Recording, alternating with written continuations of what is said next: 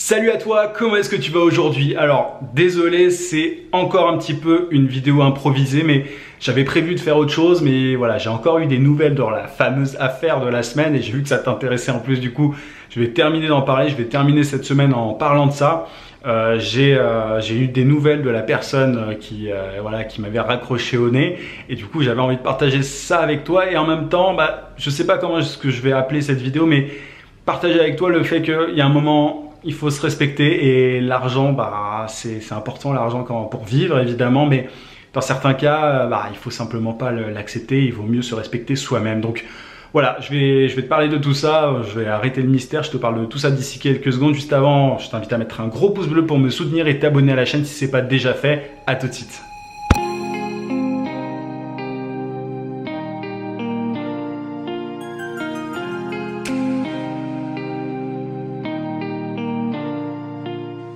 Je suis chez ma famille depuis le début de la semaine et à chaque fois que j'essaye de faire des vidéos, c'est un enfer parce qu'il y a un paquet de bruit à cause des travaux. Tu as l'impression que l'été à Paris, c'est vraiment que pour les travaux. Bref, du coup, j'espère que tu entendras ce que je te dis.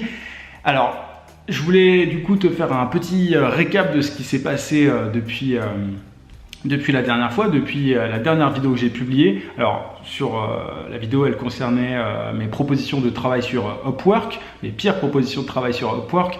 Je l'ai publiée, alors elle est publiée aujourd'hui à 18 h, mais je l'ai filmée hier et je l'ai mise en ligne en privé hier. Et peu de temps, en fait, après avoir mis en ligne le truc, cette vidéo-là, il y a quelqu'un qui m'a écrit un email et j'ai regardé qui c'était. C'était la personne qui m'a raccroché au nez. Alors si tu n'es pas au courant de l'affaire, je t'invite à regarder les vidéos précédentes, mais il y avait un client potentiel, j'avais fait toute une présentation et à la fin je lui avais donné mon prix et à la fin il m'avait raccroché au nez, j'ai pas eu de nouvelles, j'ai rappelé une fois, deux fois, il m'a pas répondu, j'ai envoyé un email pour savoir en gros quand est-ce qu'on pouvait se joindre et tout et j'ai pas eu de nouvelles. Jusqu'à cette fameuse vidéo sur Upwork, quelques minutes après avoir mis en ligne en privé cette vidéo-là, il m'a écrit simplement « Bonjour Yann, appelez-moi aujourd'hui du coup, appelez-moi jeudi à 9 h 30. Bonne journée ou je sais pas quoi. » Donc la personne là, elle a répondu à mon email un jour.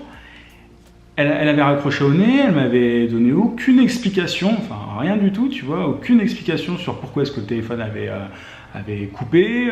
J'ai pas réussi à la voir alors que j'avais appelé 2 fois. J'envoie un mail, il me répond le lendemain alors que le téléphone a coupé. Tu pourrais te dire sur le moment, tiens, je sais pas, je vais quand même le prévenir que j'avais pas de réseau. Si la personne n'avait pas de réseau, elle aurait pu me dire, j'avais pas de réseau, désolé, parce que j'ai vu qu'elle avait ouvert mon email, en plus je l'avais traqué 15 minutes après que je l'ai envoyé, donc elle aurait pu en plus me répondre directement à mon email. Non, la personne, elle a attendu un jour et demi quasiment pour me répondre et me dire, rappelez-moi à 9 h 30 demain. Parce que je demandais, peu de temps après que ça ait raccroché, désolé je raconte mal, mais peu de temps après que ça ait raccroché, j'avais envoyé cet email, en gros j'arrive pas à vous joindre, quand est-ce que vous êtes disponible et tout, parce que je me disais c'était juste une question de coupure de réseau, enfin un mauvais réseau et tout. Et là la personne, elle me répond le lendemain en me disant, rappelez-moi à telle heure demain. Mais, j'ai halluciné quand j'ai vu ça. J'ai halluciné. Je me suis dit, mais attends, mais il croit vraiment que là le téléphone a raccroché, j'ai aucune explication, il croit vraiment que je vais rappeler. Je me suis dit, mais qu'est-ce qui passe par la tête de ce mec-là? Tu crois vraiment que je vais te rappeler? Il faut savoir que la personne, encore une fois, elle m'avait pas donné de nouvelles pendant plusieurs mois. Bon, je m'étais dit que c'était mort. Ensuite, elle m'avait fait patienter 1 heure alors qu'on avait convenu d'un rendez-vous assez tôt le matin une fois. Et là, le téléphone il raccroche et là, en plus, je dois rappeler. Donc, hallucinant. Donc, c'est très simple. J'ai pas rappelé. C'était censé être ce matin à 9 h 30. J'ai pas rappelé parce que simplement, il y a un moment, faut arrêter les conneries, quoi. Il y a un moment, tu prends pas les gens comme ça. C'est-à-dire que, en fait, si je savais que si je rappelais, c'était éventuellement pour qu'ils négocient le prix. Et en plus, c'était à moi de rappeler et tout. C'est-à-dire que je suis dans une position de dominer, entre guillemets, si je rappelle. Et la personne, elle se croit un peu tout permis, quoi. Elle a l'impression que c'est moi qui dois rappeler, et c'est pas comme ça que ça se passe. Et je savais que si je rappelais, elle allait essayer de me faire baisser mes prix. J'ai pas rappelé parce que déjà, pour une pure question de respect, il y a un moment, il faut vraiment arrêter les conneries. Les gens, t'as beau être patron de je sais pas quoi, tu vas te... Enfin bref, je vais pas dire de gros mots dans cette vidéo, mais tu vois, on peut pas se laisser faire comme ça, juste parce que la personne croit qu'elle a le pouvoir. Moi, je pars du principe que j'avais la solution pour cette personne-là, pour lui permettre d'attirer plus de clients, etc. Il y a un moment, soit elle veut mes services, soit elle les veut pas. Mais c'est pas à moi d'aller quémander. Il y a beaucoup trop de freelances qui ont l'impression qui quémandent parce qu'ils ont besoin d'un job. Moi, j'ai pas besoin d'un job. Et ça, du coup, en ne répondant ni à l'email et en n'appelant pas, je lui fais très bien comprendre que désolé, t'as raté ta chance, quoi. C'est plus celui qui rate sa chance. Moi, je m'en fous. J'ai du travail déjà. J'ai des clients qui sont beaucoup plus respectueux que ça, pour le coup, qui sont beaucoup plus respectueux, qui ne font pas ce genre de coups et qui sont conscients de ce que je leur apporte. Donc, il y a la personne qui veut que je la rappelle alors que j'ai fait toute une présentation, j'ai pas eu de nouvelles et tout. Enfin, non, quoi, non. Donc, alors même si ça pouvait éventuellement me rapporter de l'argent et tout, il y a un moment, il faut se respecter. On n'est pas des prostituées, les freelances ne sont pas des prostituées.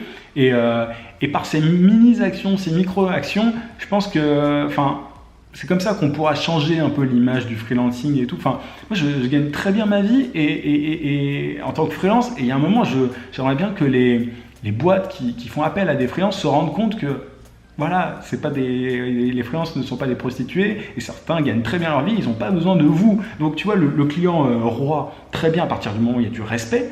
Moi souvent, voilà, je me déplace et tout, je suis assez flexible, c'est normal, c'est notre boulot, tu vois, il faut savoir répondre au téléphone quand il faut, voilà. Mais quand la personne te manque à ce point de respect, peu importe, même s'il te propose 10 000 balles par mois, non quoi.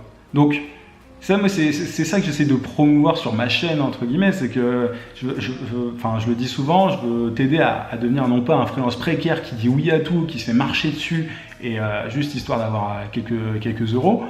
Je peux vraiment t'aider à justement avoir cette position totalement différente. Moi, le mec n'a pas compris, après c'est peut-être moi qui n'ai pas été assez clair, mais je n'ai pas besoin de ce boulot-là. Donc j'ai proposé un truc qui était quand même assez technique, ma proposition était assez technique, elle regroupait pas mal de choses, notamment un site internet, une refonte machin, bref, tout un tas de trucs. Et la personne, elle me redonne des nouvelles le lendemain et elle me dit de la rappeler le lendemain, mais je rêve quoi. Donc je pense que c'est une bonne leçon pour le coup. Je crois que je vais être beaucoup plus catégorique maintenant qu'avant, c'est-à-dire que les personnes, dès que je les sens pas, je vais pas trop répondre, je vais essayer d'expédier le truc parce qu'il y a un moment on peut pas perdre autant de temps.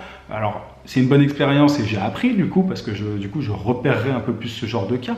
Mais bon voilà quoi, je suis encore un peu sur le cul.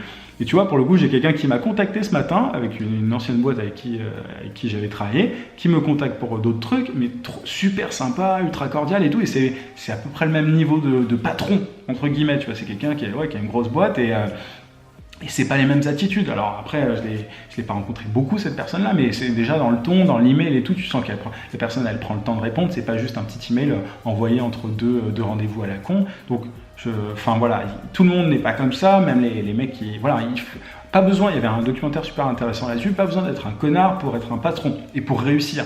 Tu vois, tous les entrepreneurs ne sont pas des connards et c'est aussi ça sur ma chaîne que je veux faire, que je veux montrer, c'est qu'on peut réussir en étant sympa, c'est un peu con peut-être dit comme ça, mais on peut réussir en ayant une bonne mentalité, c'est ça que je veux dire, et sans se faire écraser et tout, on peut être totalement, on peut se respecter, être sympa et gagner bien sa vie, être indépendant, avoir une vie, agréable quoi. Mais, et du coup, tous ces cas-là où on te demande de te plier en quatre pour un abruti, tu passes ton chemin quoi. Des fois c'est un peu frustrant, là c'était pas mal d'argent qui était en jeu, mais je sais que si j'appelle, à tous les coups il va vouloir négocier, et c'est simple, même si j'appelle pas, j'attends que lui me rappelle, tu vois, c'est lui qui a besoin de moi. Au final c'est ça la mentalité qu'il faut avoir, c'est ça.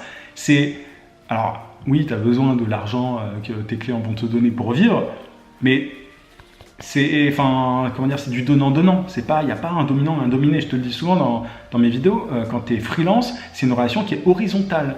Et c'est pas la même qu'avec un patron. Le mec, c'est pas mon patron. J'ai pas à me plier en quatre. Oui, le client est roi et tout. Faut être flexible et machin. Mais il y a des limites, évidemment. Donc, j'espère que je fais pas trop secouer la caméra là, en tapant sur la table. Désolé, je suis un peu énervé, mais voilà, j'avais envie de terminer cette semaine, mais pas sur une note négative. Le but, c'est vraiment pas que ce soit négatif ou quoi. Je sais que c'était un peu tendu avec cette histoire-là cette semaine. Mes vidéos, elles transpiraient pas la joie, mais c'est important, je trouve que, je pense que ça t'a plu aussi, j'ai eu pas mal de commentaires là-dessus, mais je pense que ça t'a plu de voir, c'est un petit peu un côté documentaire, un peu tu vois les coulisses de certaines choses qui se passent. Là pour le coup ça m'était vraiment jamais arrivé avant d'avoir un cas comme ça. Si ça se trouve, il va y avoir encore des péripéties avec ce truc-là, mais moi j'ai décidé de pas appeler, donc si quelqu'un appelle, c'est lui. Et encore, honnêtement, on ne travaillera pas ensemble, sauf si c'est pour des centaines de milliers d'euros par mois, là on verra, on se posera des questions. Mais enfin voilà, c'est une bonne leçon pour le coup, et j'espère que ça t'a été utile en tout cas de suivre cette histoire-là, parce que tu peux voir quand certains clients abusent. J'avais parlé au début, c'est marrant parce que j'avais parlé des clients vampires en tout début de semaine, et là maintenant, et le lendemain, je me retrouve avec un client vampire, et c'est même pas un client parce que pour le coup, j'avais rien signé avec lui. Donc peut-être qu'il y aura une suite à tout ça, je te dirai s'il y en a. En tout cas, je vais quand même essayer de clore un peu le sujet. Je suis pas sûr que, vu l'ego de la personne, je suis pas sûr qu'elle me rappellera elle-même. Donc bon, je pense que c'est terminé. On termine la semaine sur cette note-là, mais n'oublie pas, t'es pas une prostituée. Un freelance n'est pas une prostituée. Un freelance, encore, j'ai parfois plus de respect pour. Bref. Je vais m'arrêter là, tout simplement. Je vais te souhaiter un très bon week-end, parce que c'est bien de se reposer aussi. Moi, je me la coule un peu plus douce quand même cet été. J'ai beau travailler. Enfin, là, aujourd'hui, j'ai particulièrement travaillé, mais c'est bien de se reposer un petit peu. Donc, même si tu es dans tes projets de freelance, n'oublie pas de te reposer un petit peu, ça fait du bien. Je te rappelle que tu peux télécharger juste ici sur le i ma formation vidéo gratuite pour trouver des clients rapidement en freelance. Donc je te souhaite encore une fois un très bon week-end, et je te dis à mardi, cette fois 18h comme d'habitude. En attendant, vise sans limite. À plus.